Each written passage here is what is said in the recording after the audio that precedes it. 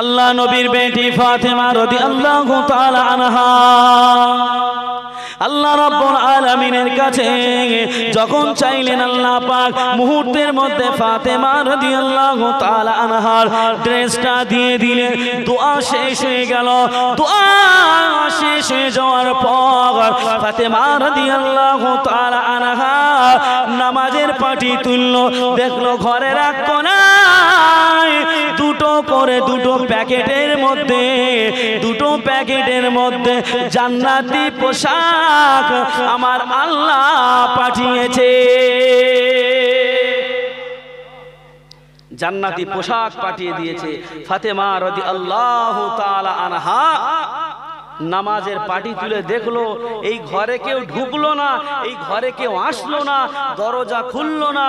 তাহলে এই পোশাক দুটো, এই ড্রেস দুটো কিভাবে আসলো, কোথা থেকে আসলো? একটা প্রশ্ন থাকাটা স্বাভাবিক তো নাকি? দোয়া শেষ হতে না হতে জান্নাতি পোশাক পেয়ে গেল।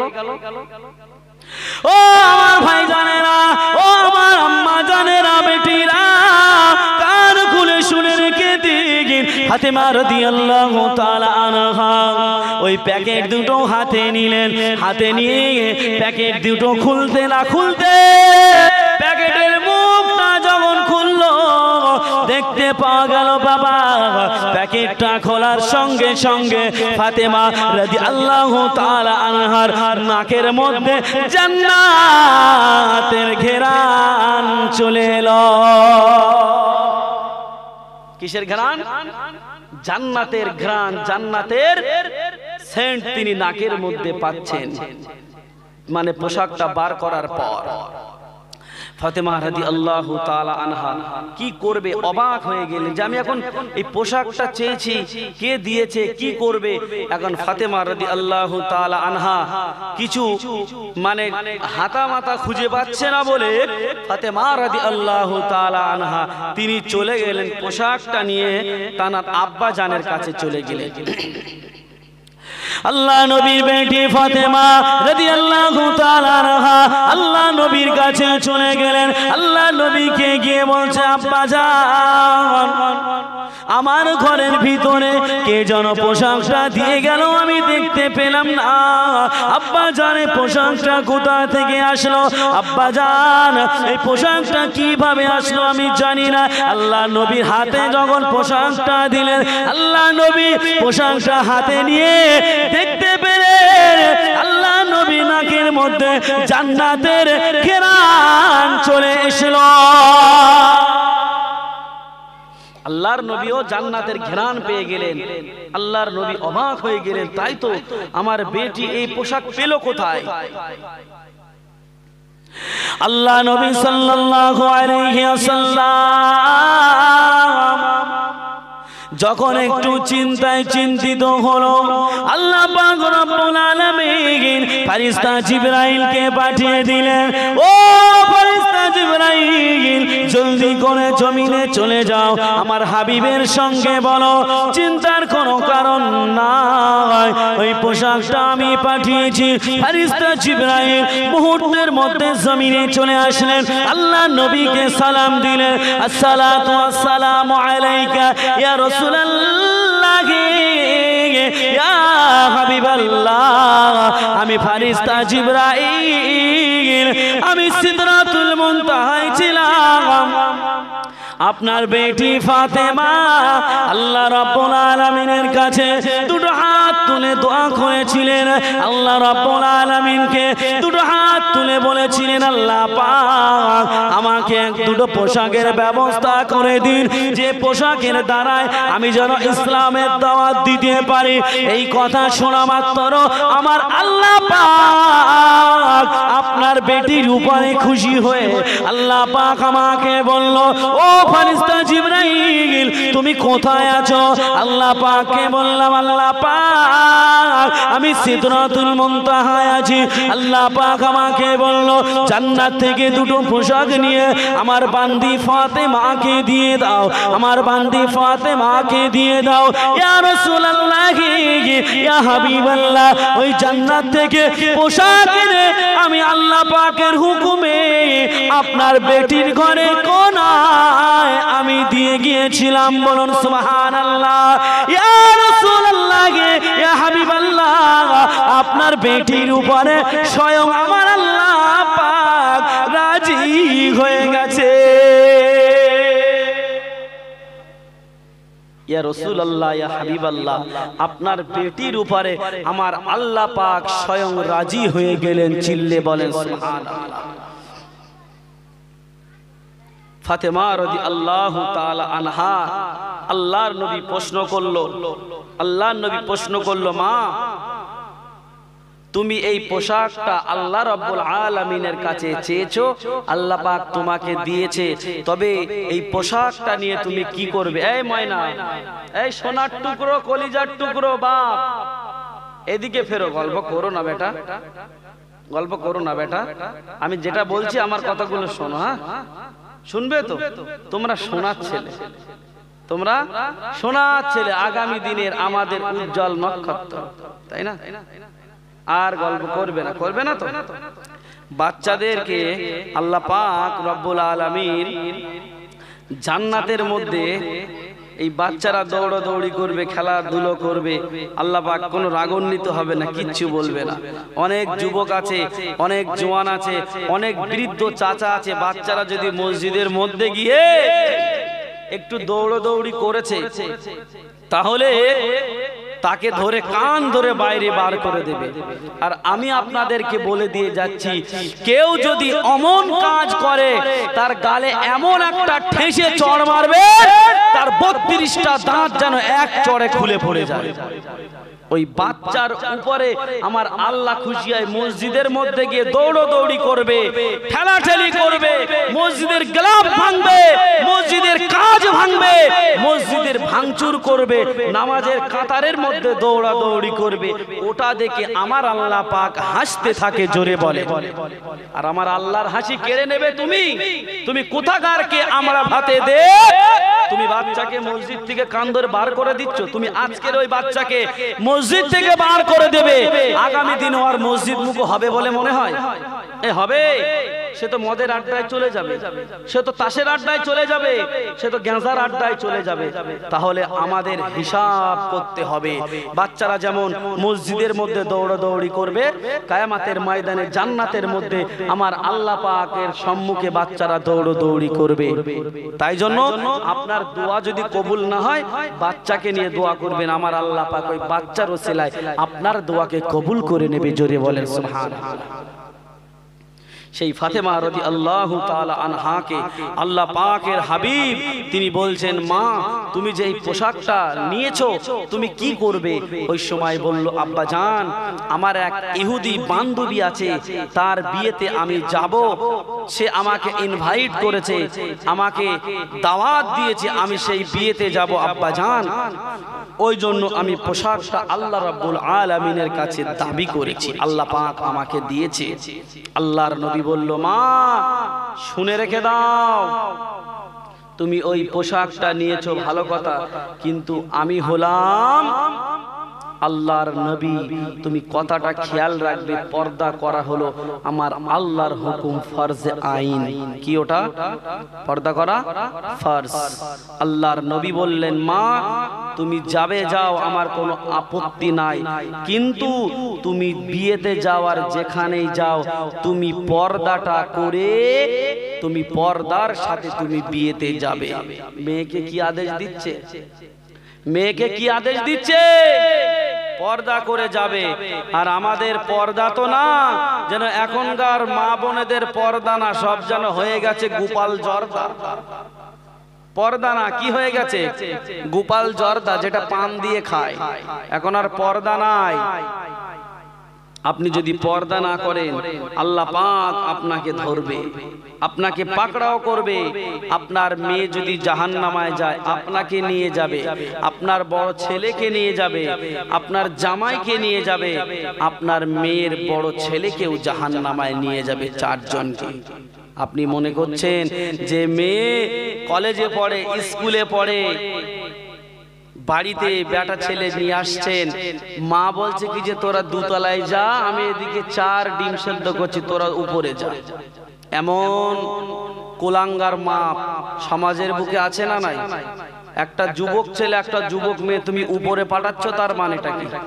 হ্যাঁ, বলছে মেয়ে ওই পাড়া থেকে তোমার বন্ধু এসেছে, তুমি তাকে নিয়ে উপরে যাও, আমি একটু বাজার থেকে ঘুরে আসি, কিছু নাস্তার ব্যবস্থা করি। মেয়ে আর ছেলে দুজনকে ঘরের উপরে তুলে দিয়েছে দোতলায়। এর জন্য আপনাকে হিসাব দেওয়া লাগবে। আপনি কি মনে করছেন? অত সহজ নয়। আল্লাহর নবী বেটিকে কড়া ভাবে বললেন, মা খবরদার, তুমি জানো বেপরদায় ওই ইহুদির বাড়িতে তুমি বিয়েতে যাবে না। বলল, আব্বাজান আপনার কথা আমি মেনে নিলাম। জোরে বলেন সুবহানাল্লাহ। আল্লাহ নবীর বেটি ফাতেমা রাদিয়াল্লাহু তাআলা আনহা বিয়ের তারিখ এসে গেল। আল্লাহ নবীর বেটি জান্নাতি পোশাক পরে নিয়ে, আল্লাহ নবীর বেটি যখন জান্নাতি পোশাকটা পরে নিয়ে এবারে ইহুদির বাড়ির দিকে রওনা দিলেন। আল্লাহ নবীর বেটি যখন ইহুদির বাড়ির দিকে রওনা দিলেন, ইহুদির মেয়েকে নিয়ে তার বিবাহ বলে তাকে সাজানো গুছানোর জন্য তার আরো আত্মীয় স্বজনরা ব্যস্ত রয়েছে। সকলেই সেই নববধূর দিকে তাকিয়ে আছে। এমন সময় আল্লাহ নবীর বেটি জান্নাতি পোশাক পরে যখন সেই বিয়ের মহলের মধ্যে ঢুকলেন, দেখা গেল বাবা ওই বিয়ের মহলটা আল্লাহর নবীর বেটি ঢোকার সঙ্গে সঙ্গে আলোয় আলোকিত হয়ে গেল। আলোয় আলোকিত হয়ে গেল।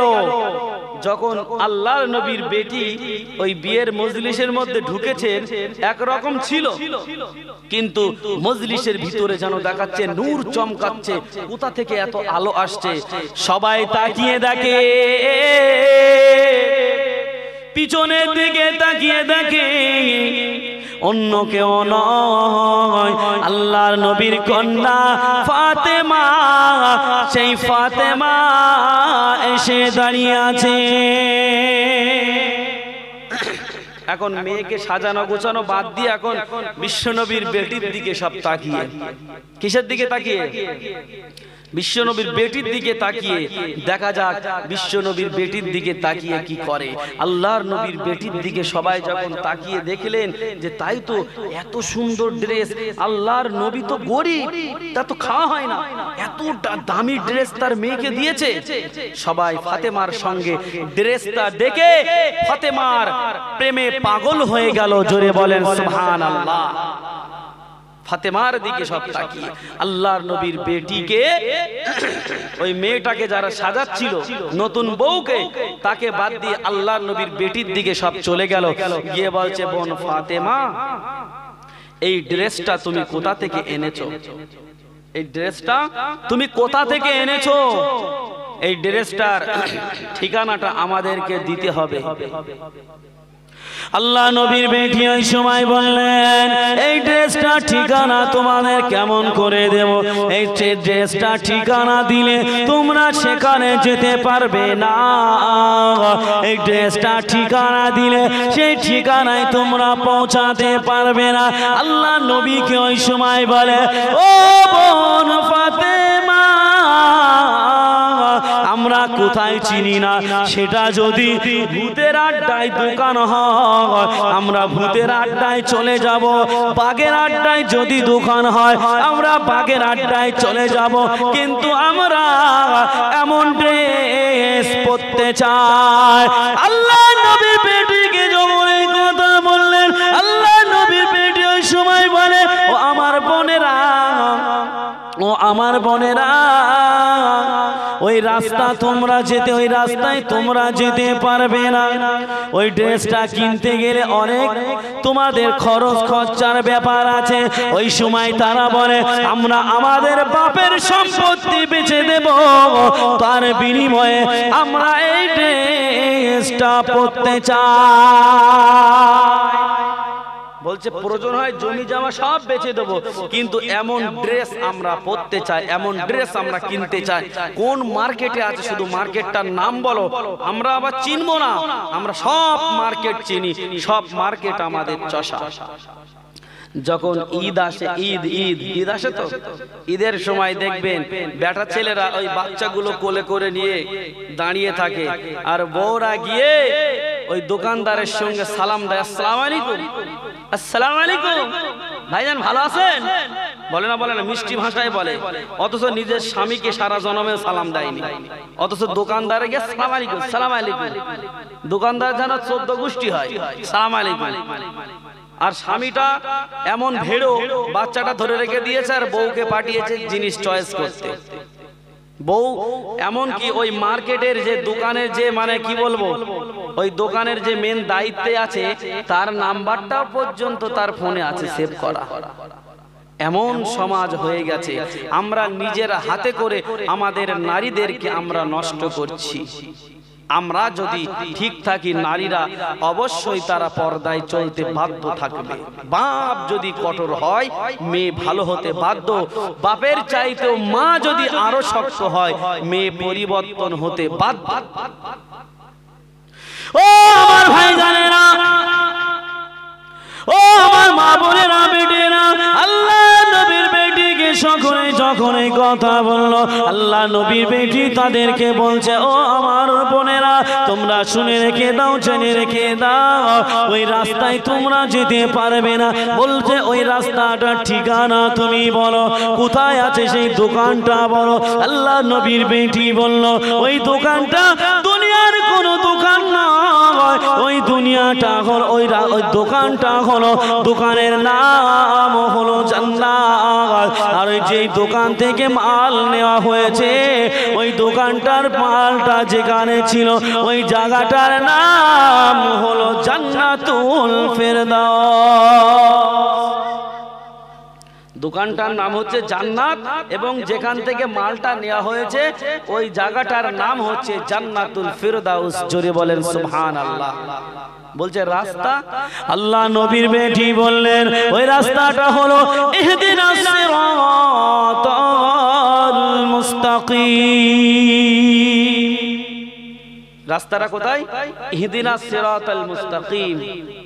ওই সময় আল্লাহর নবীর বেটিকে বলল, কিভাবে আমরা পৌঁছাবো সেই পন্থাটা আমাদেরকে বলে দাও।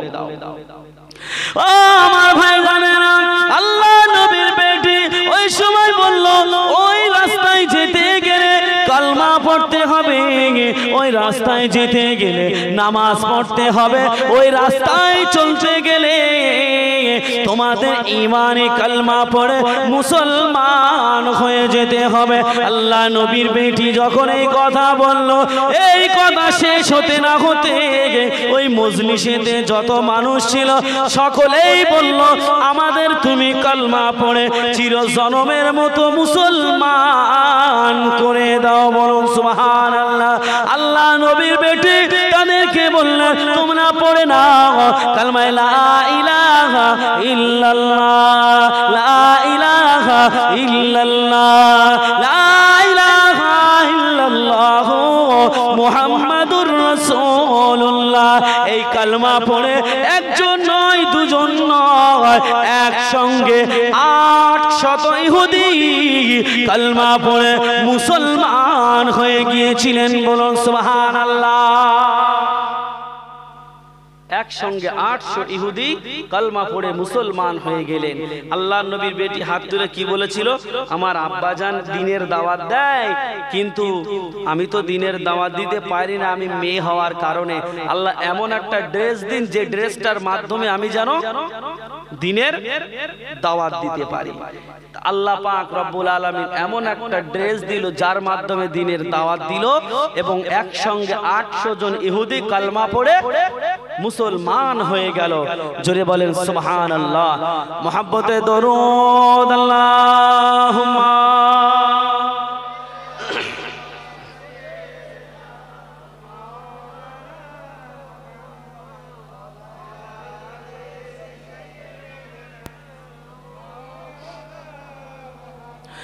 আখেরে রসুল তুমি নবী আকরাম, আখেরে রসুল তুমি নবী আকরাম, তোমার কদমে মোর হাজারো সালাম, নবী তোমার কদমে মোর হাজারো সালাম। সকলে পড়েন, আখিরি রসুল তুমি নবী আকরাম, আখিরি রসুল তুমি নবী আকরাম, তোমার কদমে মোর হাজারো সালাম, নবী তোমার কদমে মোর হাজারো সালাম। বনের হরিণ আসমান জমিন সবাই তোমায় চিনেছে, সবাই তোমায় চিনেছে, ওই আকাশের মেঘমালা ছায়া তোমায় করেছে, ছায়া তোমায় করেছে, মেশকে আতর যার গায়ের ওই ঘাম, মেশকে আতর যার গায়ের ওই ঘাম, তোমার কদমে মোর হাজারো সালাম, নবী তোমার কদমে মোর হাজারো সালাম। আখেরে রসুল তুমি নবী আকরাম, তোমার কদমে মোর হাজারো সালাম, নবী তোমার কদমে মোর হাজারো সালাম। আল্লাহুম্মা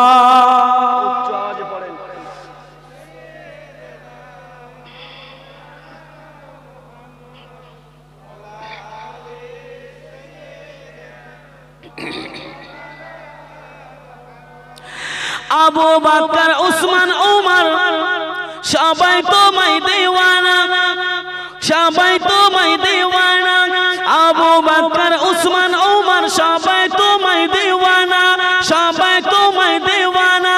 বুকে গরম পাথর বেলাল নবীজিকে বলে না, নবীজিকে বলে না, অন্তরে গেঁথেছিল নূর নবীর নাম। জোরে বলেন সুবহানাল্লাহ, জোরে বলেন, চিল্লে বলেন।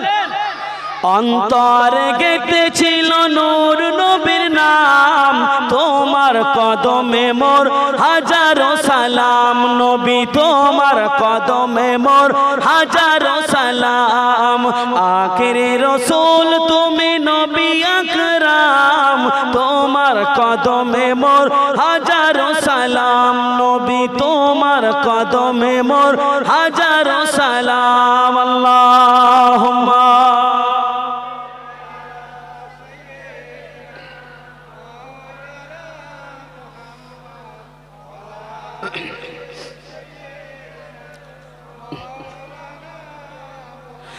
বোরাক চড়ে দয়ার নবী মেরাজেতে গিয়েছে, মেরাজেতে গিয়েছে, বোরাক চড়ে দয়ার নবী মেরাজেতে গিয়েছে, মেরাজেতে গিয়েছে, পায়ের ধুলায় আল্লাহর আরশ ধন্য সেদিন হয়েছে, ধন্য সেদিন হয়েছে।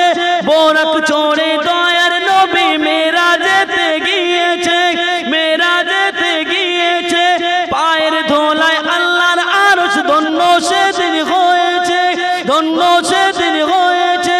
জান্নাতের ওই রুমে রুমে লেখা জাগার নাম, জান্নাতের ওই রুমে রুমে লেখা জাগার নাম, তোমার কদমে মোর হাজারো সালাম, নবী তোমার কদমে মোর হাজারো সালাম। আল্লাহুম্মা সাল্লি আলা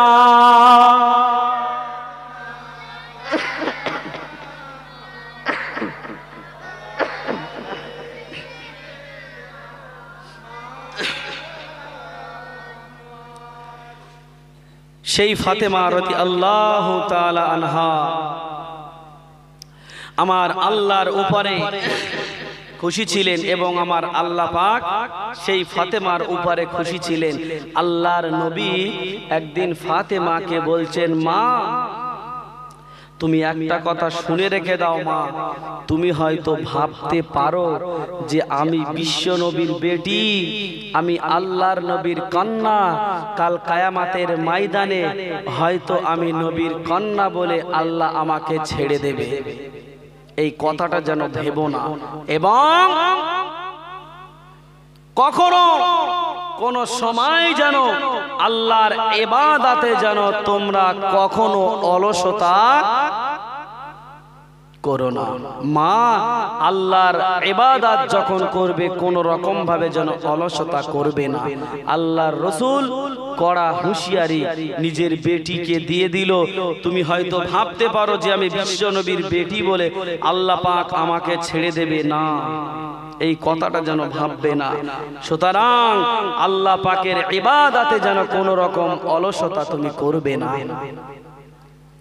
আল্লাহ নবী সাল্লাল্লাহু আলাইহি ওয়াসাল্লাম নিজের বেটিকে বললেন, মা তুমি কখনোই যেন এটা ভাববে না আমি আল্লাহ নবীর বেটি বলে কিয়ামতের দিন আল্লাহ পাক আমাকে ছেড়ে দেবে।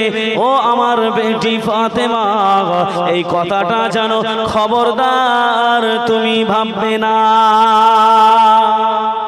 কি বলছে?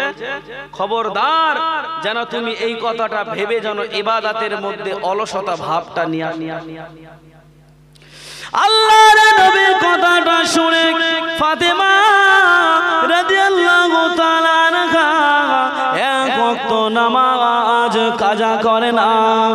আল্লাহ পাক ফাতেমার উপরে এতটা খুশি হয়ে গিয়েছিলেন।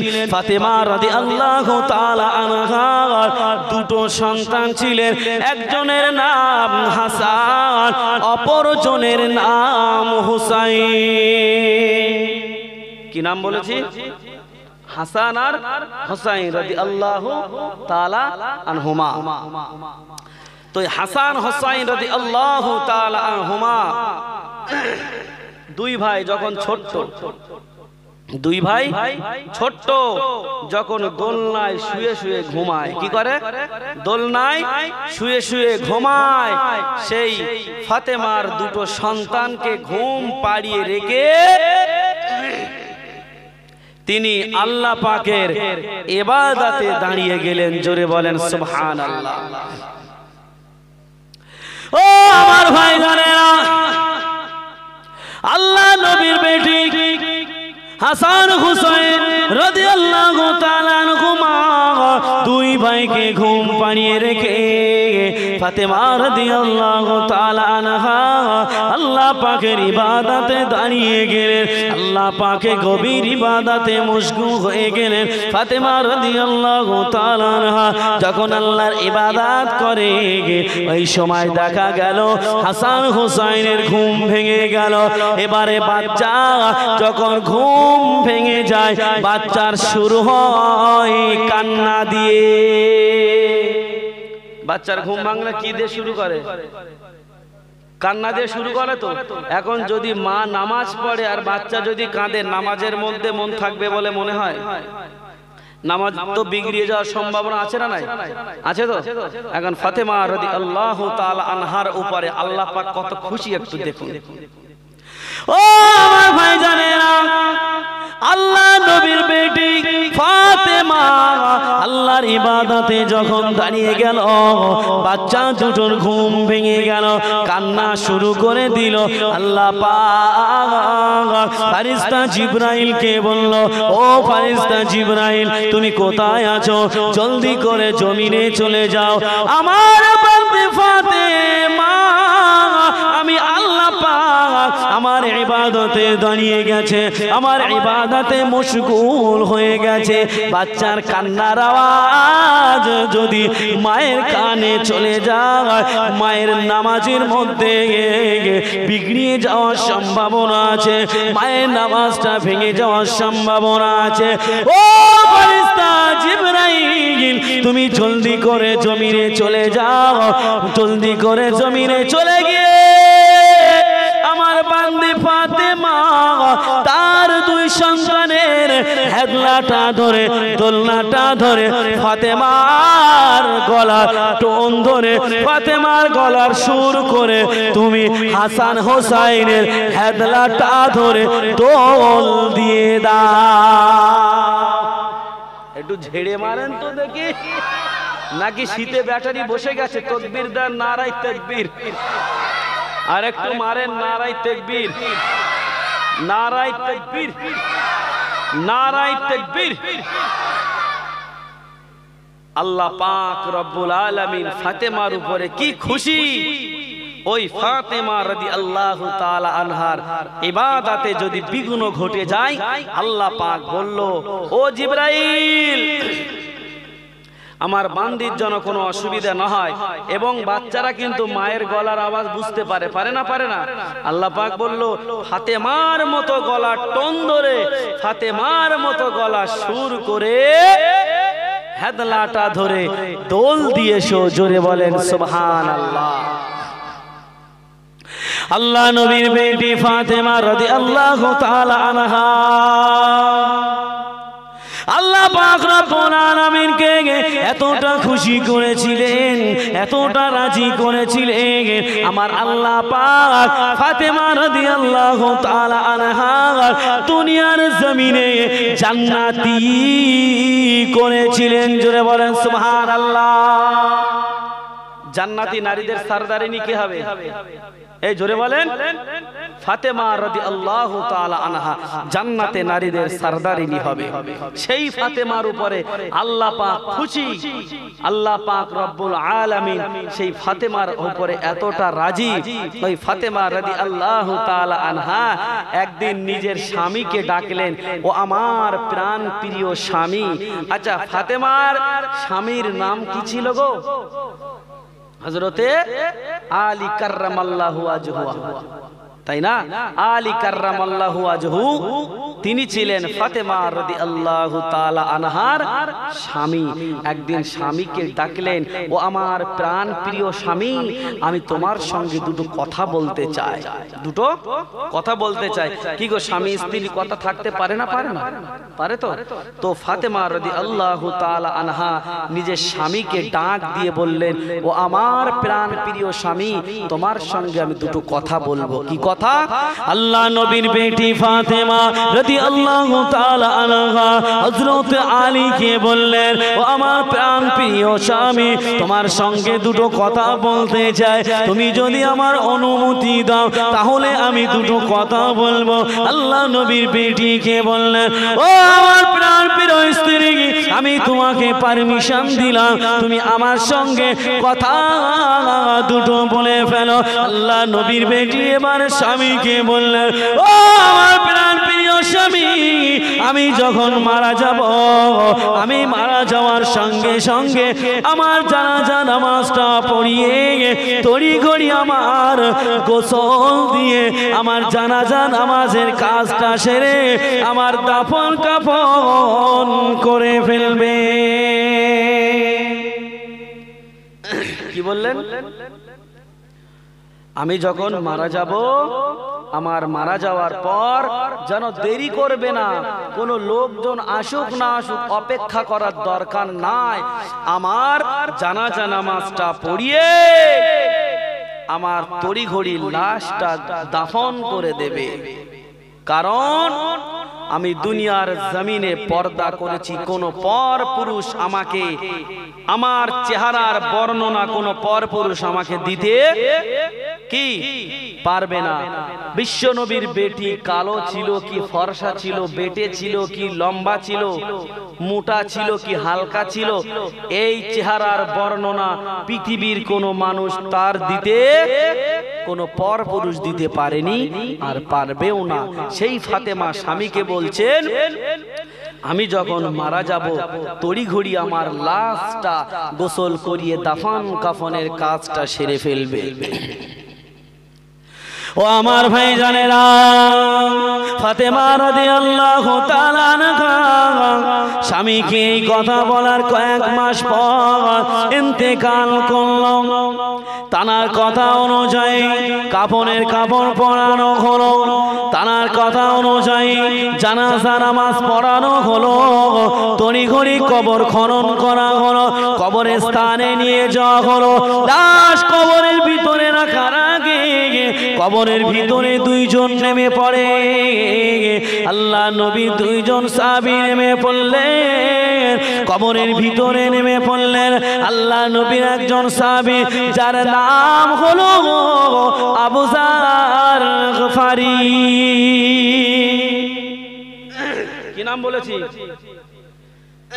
আবু যার গফারি রাদিয়াল্লাহু তাআলা আনহু রাদিয়াল্লাহু তাআলা আনহু তিনি ফাতেমার কবরের ভিতরে নেমে পড়লেন। যখন কবরের ভিতরে নেমে পড়লেন, কবরের ভিতরে লাশটা রাখার আগে কবরকে সম্বোধন করে, কবরকে উদ্দেশ্য করে কবরকে বলছেন, কবর আজকের তোমার ভিতরে যাকে রাখছি তার সঙ্গে যেন তুমি খবরদার বিয়াদবি করো না। ও আমার ভাই জানেনা, আল্লাহ নবী সাহাবী আবু যর গফারি রাদিয়াল্লাহু তাআলা আনহু কবরকে সম্বোধন করে বললেন, কবর তোমার ভিতরে কাকে রাখছি তুমি কি জানো? তোমার ভিতরে যাকে রাখছি ইনি হচ্ছে হাসান হুসাইনের আম্মা জান ফাতেমা রাদিয়াল্লাহু তাআলা আনহা। তোমার ভিতরে কাকে রাখছি তুমি কি জানো? তোমার ভিতরে রাখছি হযরতে আলী রাদিয়াল্লাহু তাআলা আনহু।